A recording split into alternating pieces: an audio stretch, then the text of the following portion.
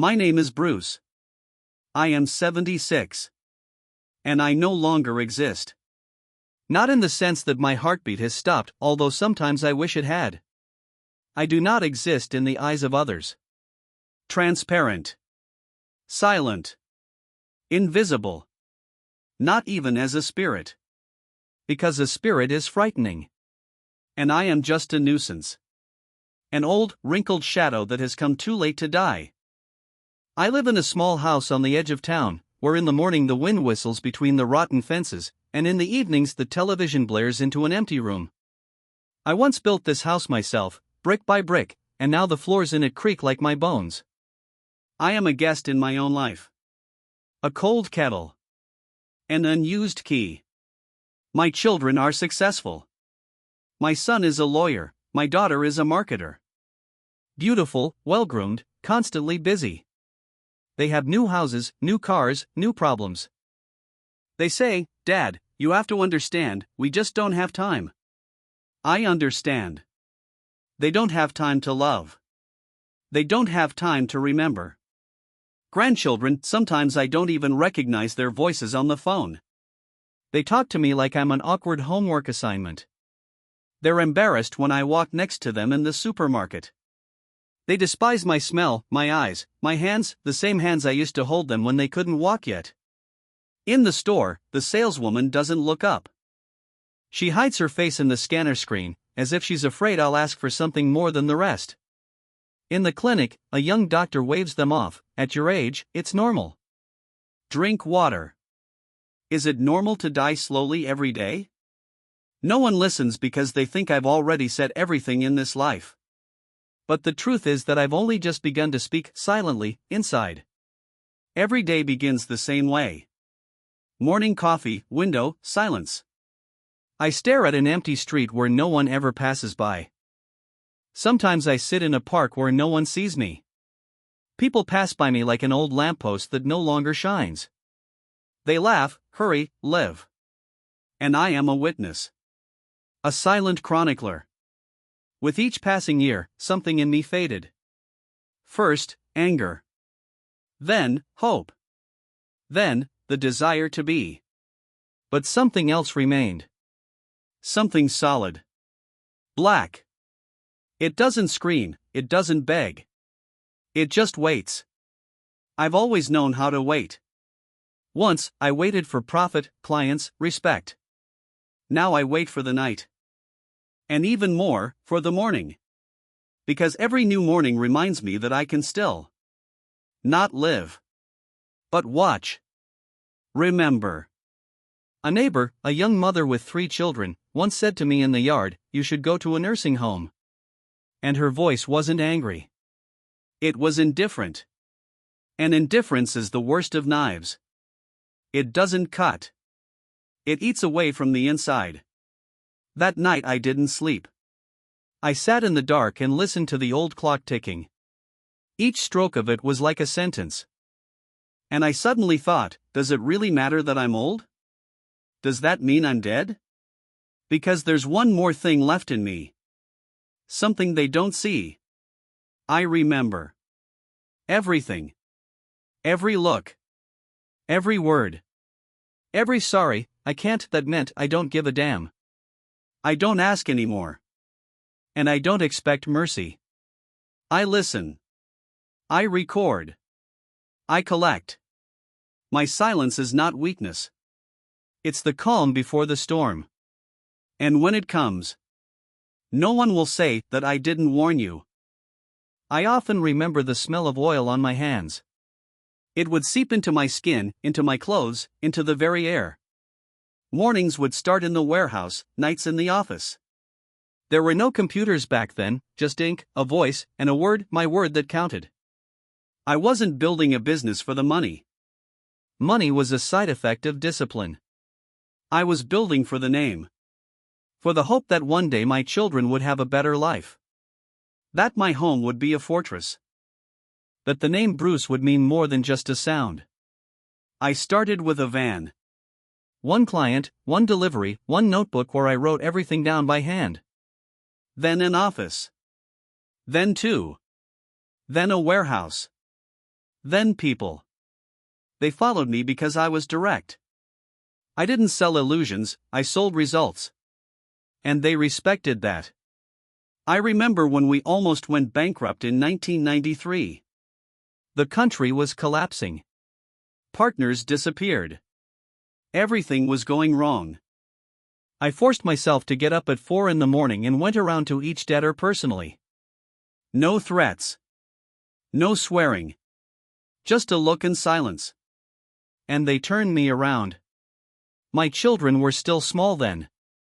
My son begged, "Dad, stay home, don't go." And I said, "Someday you'll understand." And he understood. When he started living in the house I built for him. But he didn't say thank you. I remember hiding my tears when Martha died. My wife. She was the only one who understood me without words. She held my hand when I wanted to give up. Her voice still sounds in my dreams, "Bruce, don't forget who you are." But I forgot. I forgot when I started to be silent. When I allowed myself to be talked to like furniture. When I stopped correcting my son, when he contemptuously threw phrases about old and irrelevant. I was once the wall. Someone to lean on, someone to shout at, but who never fell. And now I'm a crack. I gave everything to my children, time, years, health, even what I didn't have myself. They studied at the best universities. They went abroad. They had what I earned with sweat and night. And now they come to my house when they need to sell something or arrange an inheritance. They don't see my heart. They don't see how I tremble when I hear the bell. Because every bell is a chance. A small chance to be needed again. And every time is a disappointment. And you know what's the scariest thing? That over the years you start to get used to forgetting. Like constant pain in your joints. At first it cuts, then it's dull, shameless. And then I decided to open the old box again. The one where I kept notebooks, business cards, even old photos of people who were now either dead or had changed a lot. And there, among the dust and yellow paper, I saw myself again. That Bruce. With a look that held no fear or doubt. Only determination. And I remembered everything. Who I am. What I can do. How to make people talk. How to read between the lines. How to find weaknesses. And how, without any violence, to destroy someone's life, just by touching the right thread. My memory is my most terrible weapon. Because I will not forget. Never. I remember everyone who has forgotten me. And each of them will get what they do not expect. They say, old age is wisdom. A lie. Old age is a slow death, which society calls a life of experience so as not to seem cruel. But society itself makes this death even more humiliating. One day I woke up with a hellish pain in my chest. I called my son. "I'm in a meeting." "Call an ambulance, Dad," he said curtly and dropped the phone. I called. They arrived. They brought me to the hospital, put me on a bench in the waiting room, which smelled of sweat, old age, and indescribable contempt. The young doctor, thin, with a smug expression on his face, quickly scanned my chart. "You," he said, without even looking, "just have psychosomatics. Age. Everything is fine. Drink more fluids and worry less." I looked into his eyes. His face reflected nothing. He saw not a person, but a procedure. A piece of paper. Another old man. I wrote his name in my notebook that same evening, Carolo, therapist. 5:42 p.m. Hospital number 4. The words, "At your age, it's normal." My memory is accurate. I'm never wrong. Another day. I was standing at a bus stop with a bag of apples. July, heat, sweat. My grandson was standing next to me, the one who now considers himself an influencer. He was talking on the phone and didn't notice me. When I asked him to help just hold the bag, he made a face and whispered with obvious irritation, "Grandfather, don't shame me." My heart broke. I didn't answer. I just wrote down, "Grandson Danilo." 2:08 p.m. He said, "Don't shame me." In the presence of two girls. They smiled. I started recording everything. Habits. Tone of voice. Facial expressions. Who works where, who is friends with whom, who is hiding what. The old business instinct woke up, like a predator that still remembers the taste of blood. I hadn't been destroyed yet. I just kept quiet. I came to family dinners, those rare, showy gatherings, where I was a prop, a photo zone for status shots, my grandfather. So strong, so kind. And off-screen averted looks, sighs, hints, you shouldn't give him a word. He'll start feeling sick anyway. I heard. I wrote it down. Another time I was sitting on a bench near a store. I was carrying heavy bags because the saleswoman refused to help, saying, "We're not allowed." Store policy. The bags tore. The oranges rolled across the asphalt. I sat down. I just sat down. There were people all around. One girl, about 20, giggled and said to the guy, "God, how pathetic." He just said, "Let someone clean up after him." No one helped. Not a hand. Not a voice. Just looks. A mixture of pity, fear, and indifference, that's all that was left of humanity. I didn't cry. I sat down. And at that moment I realized that this was a limit. Not a point of pain. But a starting point. When I got home, my silence was gone fear. She didn't scare. She embraced. In that silence, something new was born, a clear, cold understanding that I was no longer a victim. That was the first night I opened a blank notebook and wrote across the top, list. Chapter 1, Humiliation. Underneath it were dates. Names. Actions. No emotion. Just facts. Now everyone who had hurt me became a cog in my system. I no longer screamed. I counted. I no longer asked. I listened. The silence in the house changed. She was no longer dead. Now she lived. And breathed with me. Because a plan was being born within her. This day began, like all the others, with silence. I got up before the birds. I wiped my glasses, brewed weak tea. The wind rustled outside the window, tearing leaves from the chestnut trees. I got dressed slowly, methodically, and went out into the world that had long since abandoned me. It was cold. I took my old bag and went to the store. A normal thing. Normal things. But everything changed when I stood on the sidewalk, holding two packages in my hands, full, heavy, hopelessly slippery with moisture. I stopped for a moment. My breathing was heavy. No one stopped. Two young people were walking ahead, a boy and a girl. She was talking loudly, "Why are they all getting out during rush hour? And they're dragging all this junk along." I took a step. The packages tore. Bananas, milk, apples, everything was scattered across the asphalt. I bent down. My knees hurt. My back was cracking. People were walking by.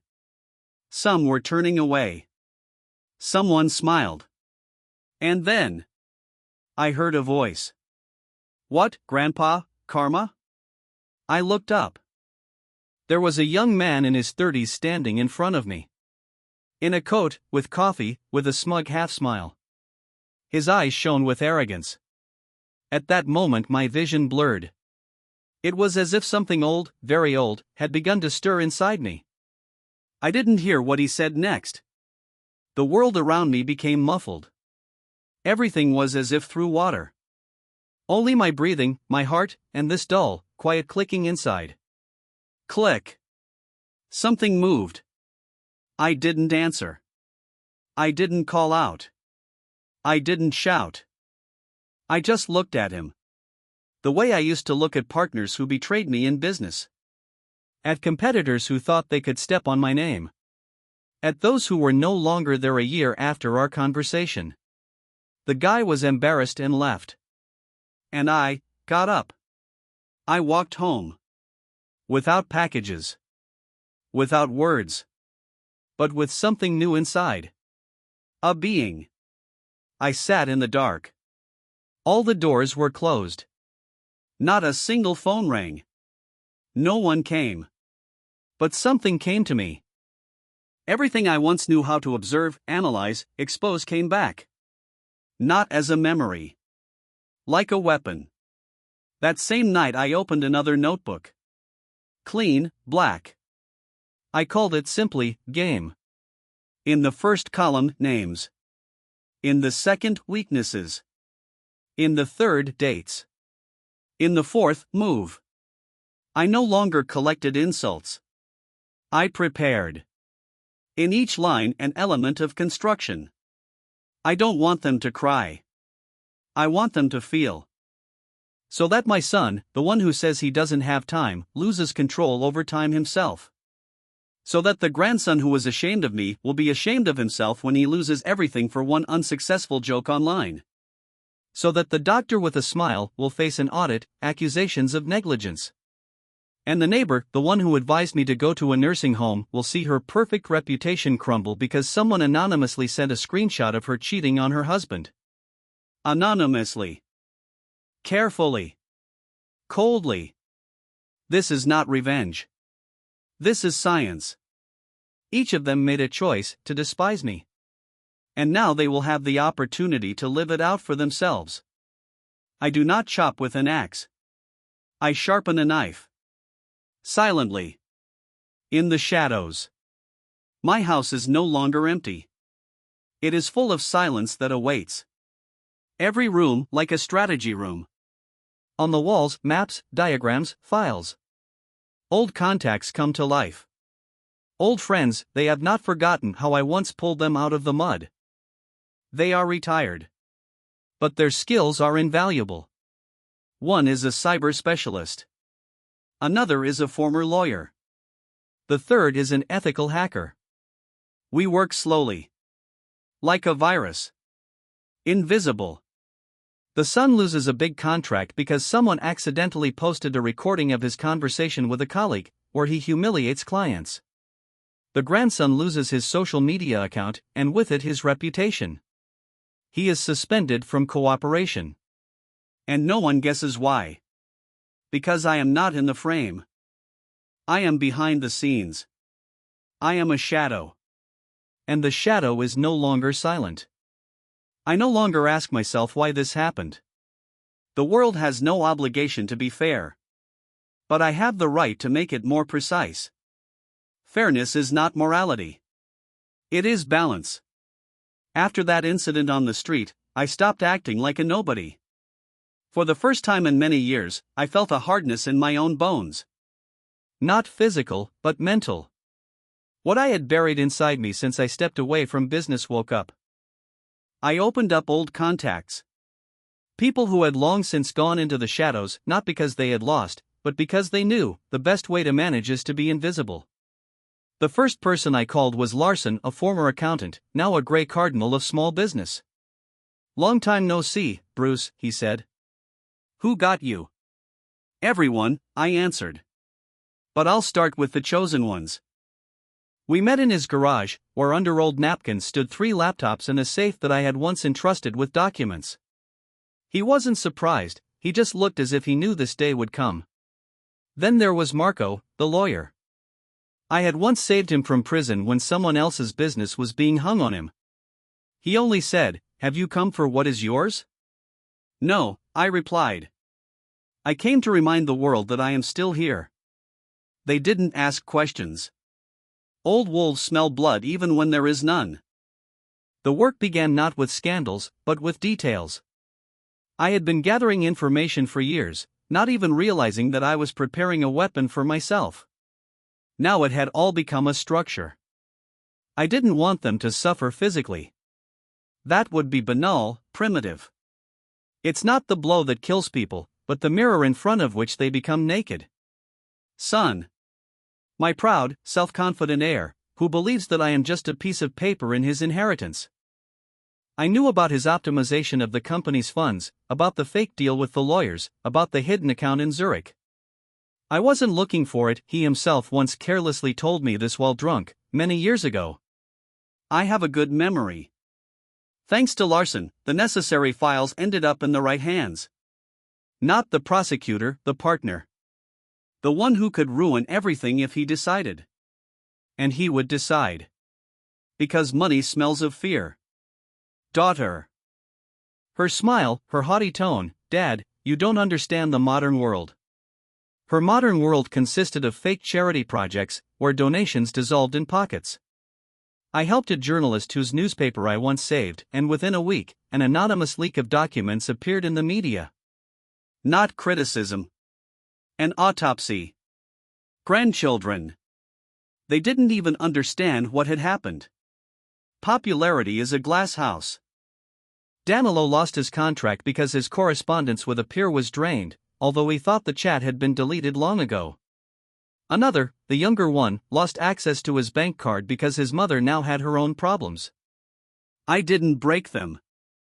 I just took away the illusion of impunity. And society? It likes to forget, but even more so to be surprised when old ghosts raise their heads. Do you remember the doctor? The one who told me to drink water? I found 2 of his former patients. They had long complained about the neglect. But now their complaints had confirmation, records, consultations, documents that accidentally appeared in the system.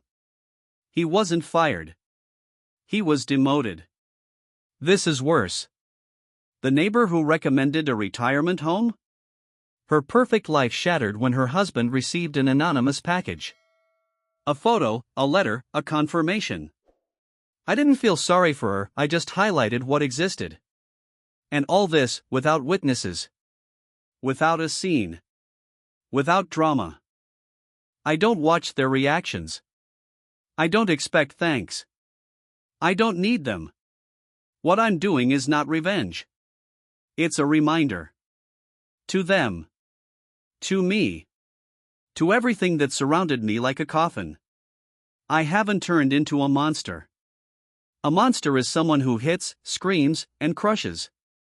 And I'm an artisan of silence. I work like cold water in the cracks of concrete. At first, you're not noticed. And then you destroy everything without raising your hand. Now I'm not old. I'm neat. Down to earth. Clear. No one despises someone they can't see, but are afraid of losing control. Once I lived for others. Now others live in fear of meeting me. Not even knowing that it is me. Because I have regained the most valuable thing for myself, the right to be someone who cannot be ignored. They don't thank me. They are afraid. But not in the way children are afraid of the dark. And not in the way people are afraid of pain. They are afraid of the idea that everything that happens in their lives is not accidental. That someone is watching. That someone remembers. That the old man they once left in the hallway with a carton of milk now holds all the strings in his hands. I walk the streets, as before. In the store, the saleswoman looks into my eyes. Slowly. Tensely. She smiles. Involuntarily. In the clinic, the doctor nods when we meet and asks, "How are you feeling, Mr. Bruce?" His eyes are like through glass. Clear, but insincere. My children come to visit more often. They bring things I didn't ask for. We were thinking, Dad, the son says, avoiding my gaze, maybe you need help with your finances? I nod. My daughter asks for advice. There is no tenderness in her eyes, there is tension. She remembers that I could once destroy a person with one word. And I didn't shout about it. I just did it. My grandchildren. They greet each other again. They even hug. Not sincerely. But for the first time, with respect. I didn't correct them.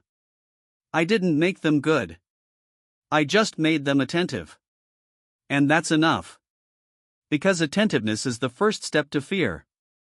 And fear is the first step to respect. My neighbors no longer laugh at my age. On the contrary, they ask about the weather, about the old days, about how it used to be. And I answer. Calmly. With a smile.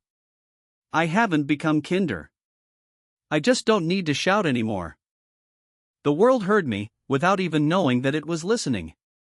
And you know what the biggest paradox is? I didn't destroy them. I simply took away their illusion of impunity. And made them see themselves in the mirror, the real ones. No decorations, no masks. Now they live with themselves. And this is the hardest punishment. My house is quiet. But it is a different kind of silence. It is not lonely. It is complete. When I sit by the window, I do not think of the past as a loss. I think of it as the building material from which I built what I have today, the right to dignity. I did not achieve love. But I achieved that my footprints are no longer trampled. Sometimes this is the maximum that life is capable of. I reread my diary. It does not contain revenge. It contains order. And at the end, on the last page, I left a note. Simple. Without pathos. But with everything I have to say. The last entry in the diary, they did not break me, they simply forgot who I am. And I reminded them. Subscribe and like. And tell your friends about this video.